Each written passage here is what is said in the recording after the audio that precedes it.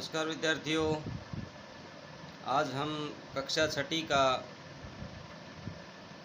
एक पाठ पढ़ते हैं संस्कृत का,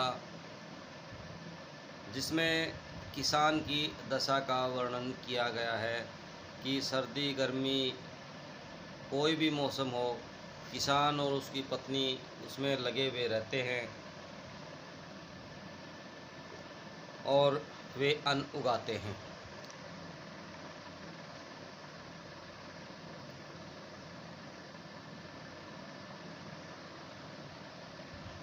इस पाठ में हमारे अन्नदाता किसानों की कर्मठता और उनके संघर्षमय जीवन के विषय में बताया गया है कि सर्दी गर्मी के कष्टों को सहन करते हुए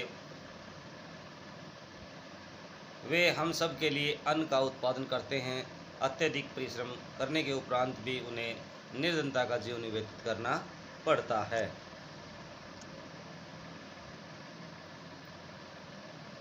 आइए देखते हैं अनुवाद। एक एक का आपको अर्थ भी बताता चलूँगा मैं। ध्यानपूर्वक देखें, वीडियो को पूरा देखें, नहीं तो समझ में नहीं आएगा।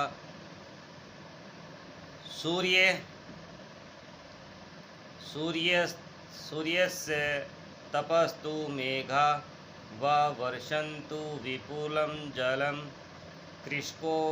कृषिको नित्यं शीतल काले अपि कर्मठौ।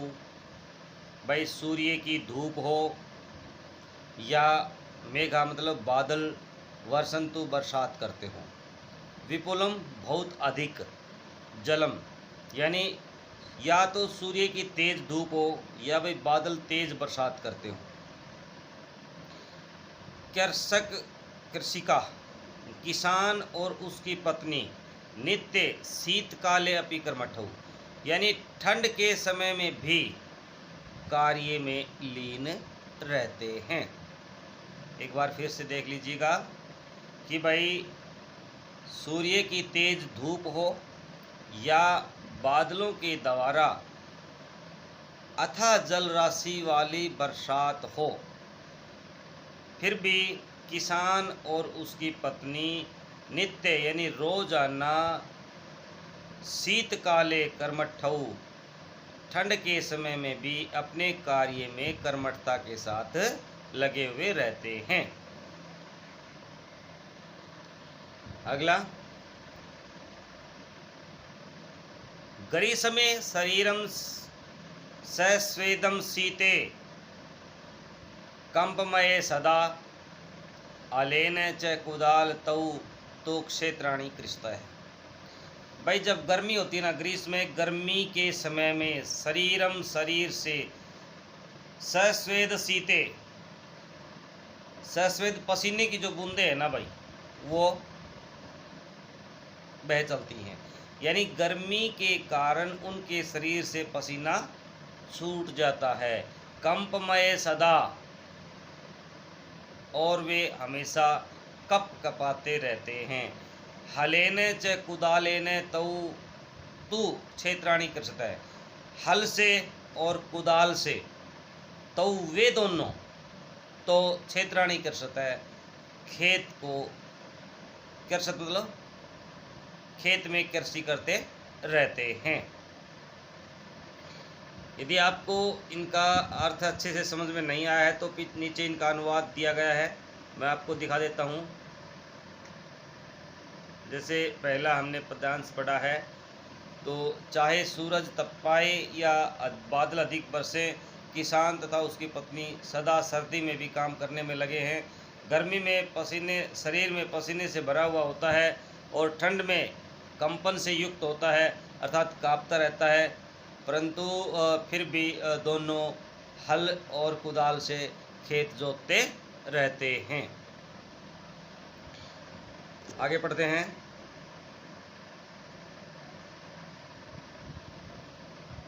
पादर्योर्ने पदत्राणीय शरीरे वसनानी ने, पादयोर ने यानी पादयों दोनों के पैरों में, पदत्राणी जूते नहीं होते, पदत्राण होते हैं भाई जूते, शरीरे वसनानी तो नऊ, और शरीर पर वस्त्र नहीं होते हैं। यानी उन दोनों के पैरों में ना जूते होते हैं और ना शरीर पर वस्त्र होते हैं। निर्धनम जीवनम कष्ट दुखम दूरे ही तिष्ठति। भाई निर्धनता पूर्वक जीवन व्यतीत करते हुए वे सुख से दूर रहते हैं। यानी निर्धनता पूर्वक जीवन, कष्टों से निर्धनता पूर्वक जीवन जीते हुए वे सुखों से सदा दूर रहते हैं। समझ में आ गया? फिर देख लीजिएगा एक बार। पादयो पैरों में, ये रे का न बन जाएगा, विसर्ग बन जाएगा भाई। पादयो न पैरों में नहीं होते हैं पत्राणा जूते, शरीर पर वस्त्राणी वस्त्र न नहीं। निर्धनम गरीब, जीवनम जीवन कष्टम दुखदायी, सुखम सुख से दूर ही हमेशा तिष्ठती रहते हैं। यानी उनके पैरों में जूते नहीं होते हैं, शरीर पर कपड़े नहीं होते हैं और निर्धनता और कष्ट का जीवन व्यतीत करते हुए सुख हमेशा उनसे सदा दूर रहता है। अगला, गिर्ये जीर्ण ने वर्षासु वृष्टि वार्येतुम क्ष्म। गृह माने होता है घर, जीर्ण होते कमजोर, न माने नहीं, वर्षासु वृष्टि वार्येतुम अक्ष्म, यानी कि उनके घर हैं वो कमजोर होते हैं और तेज बरसात को रोकने में अक्षम होते हैं, यानी सक्षम नहीं होते हैं। वार्येतुम होता है भाई रोकना, अक्षम सक्षम न होना, वर्षासु वर्षा की, वृष्टि बारिश को, यानी कि वर्षा के पानी को रोकने में वो सक्षम नहीं होते हैं।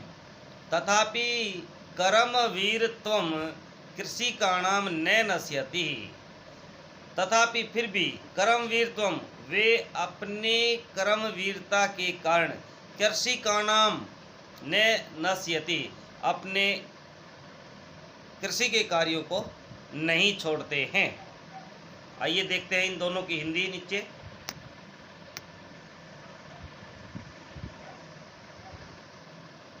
पैरों में जूते नहीं, शरीर पर कपड़े नहीं, निर्धन और कष्टमय जीवन है, सदा सुख उनसे दूर रहता है, घर टूटा फूटा पुराना है, वर्षा के समय बारिश रोकने में असमर्थ हो, तब भी किसान अपनी कर्मनिष्ठता से कार्य करता रहता है, कार्य में लगा रहता है। लास्ट के दो पद्यांश हम पढ़ते हैं। तयो शर्मेण क्षेत्राणि सस्य पूर्णानि सर्वदा। तयो उन दोनों के, शर्मेण मेहनत से, उन दोनों के परिश्रम से, क्षेत्राणि खेत, सस्य होता है फसल से, पूर्णानि पूरी तरह से, सर्वदा हमेशा, यानी उनके परिश्रम से खेत हमेशा फसल से भरे रहते हैं। द्रात्री सरसा जाता च शुष्का कंठ आवृता। सरसा होती है हरी भरी और धरती शुष्का काट कंठ आवृता, कांटों से आवृत हुई धरती फसल से हरी भरी हो जाती है। यानी कटीली जो धरती है भाई, जो काटते हैं, कांटेदार झाड़ियाँ जो होती हैं उनको भी हटा करके वो क्या कर देते हैं, पृथ्वी को हरा भरा कर देते हैं। शाक मंत्र फलम दुग्धम दत्वा सर्वेभ्य एव तौ शोधा त्रिशाकुल आकुलौ नित्य विचित्रौ जनपालकौ। शाकमत्र, शाकम अन्नम है ये। देखो सब्जियां, अन्न, फल, दुग्धम दूध, दत्वा दे करके सर्वेभ्य सभी को, एव तो देखो वे दोनों सभी को साग सब्जी अन्न फल दूध आदि देते हैं। क्षुधा, लेकिन खुद है ना क्षुधा और भूखे, तृषार्थ आकुलौ, भूख और प्यास से आकुल होकर के, बेचैन होकर के, नित्य विचित्रौ जनपालकौ, वे इस दुनिया के पालक हमेशा लगे हुए रहते हैं। आइए इनका और अनुवाद देख लेते हैं।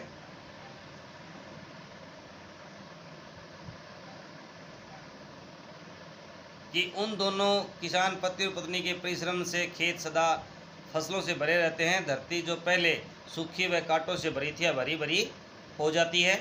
वे दोनों सबको सब्जी, अन्न, फल, दूध देते हैं, किंतु स्वयं भूख प्यास से व्याकुल रहते हैं। वे दोनों विचित्र जनपालक हैं। एक विडंबना है कि वे दूसरों की भूख मिटाने वाले स्वयं ही भूख के शिकार हैं। तो विद्यार्थियों, ये हमने पढ़ा इसका अनुवाद, साथ साथ मैंने हिंदी भी इसकी बता दी है। आप इनके शब्दार्थों को ज़रूर लिखें और इनको याद भी करें ताकि आप लेसन को अच्छे से पढ़ सको। तपतु, तपाए, जलाए, विपुलम, अत्यधिक, कर्मठो, निरंतर क्रियाशील, सस्वेदम, पसीने से युक्त, पादतृणई, जूते, वसनानी, कपड़े, जीर्णम, पुराना, वार्यतम, दूर करने में, हटाने में या रोकने में अक्षम, मने असमर्थ, सस्य पूर्णाने भाई, फसल से युक्त, धात्री, पृथ्वी, कंटक आवृता भाई, कांटों से परिपूर्ण, और अक्षुधात्र छात्र आकलऊ भाई, भूख से आकुल या बेचैन। तो विद्यार्थियों, ये हमने इसका जो है सरलार्थ कर लिया है। अगले वीडियो में हम बहुत जल्द मिलेंगे इसके अभ्यास के प्रश्नोत्तरों के साथ। तब तक के लिए जय हिंद, जय भारत, वंदे मातरम विद्यार्थियों।